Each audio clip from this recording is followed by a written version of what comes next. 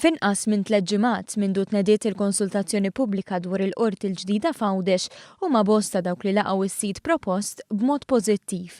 Ikkonfermat dan il-Ministru Għawdex Justyne Caruana li ma' News spjegat kif for li tkellmu mal-ħaddiema u l-avukati issa dejja konsultazzjoni iżjed wiesa mal-pubbliku. Spjegat li l-binja tal-qorti preżenti ma tissodisfax il-bżonnijiet tan-nies u dan għal diversi raġunijiet, fosthom in-nuqqas ta' aċċessibilità u l-ispazju żgħir li f'kuntest ta' xogħol li kull ma jmur dejjem jiżdied. Permezz tal-Qorti Ġdida allura ser inkunu qegħdin inżidu l-ispazju, ikun hemm iktar faċilitajiet u ċertament imbagħad meta wieħed ikollu spazju ikbar u iktar komodità nkunu nistgħu wkoll anke noffru iktar servizzi ġewwa Għawdex stess.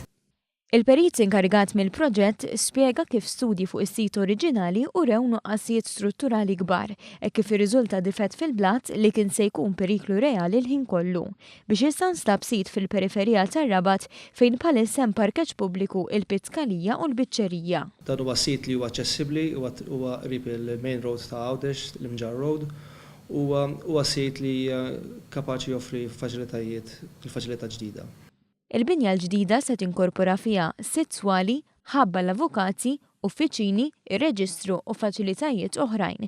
Iżda tmur lilin minn sempliċement binja li fiha issir il-ġustizzja. Ħajkun hemm ukoll parkeġġ ta' 40 karozza li ħajkun taħt il-pjazza ta' qudiem. Idea hi li l-pjazza speċi toffri bħala open space qudiem il-qorti u bekk il-qorti tkun tista' tiġi gawduta aħjar u apparti li hija binja unika u binja ikonika ta' Għawdex.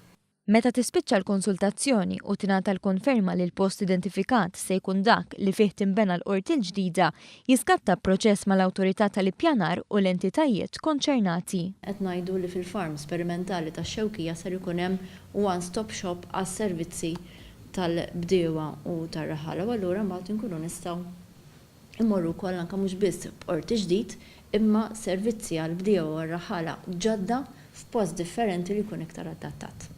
Il-konsultazzjoni pubblika għandha miftuħa sa 17 ta' Diċembru.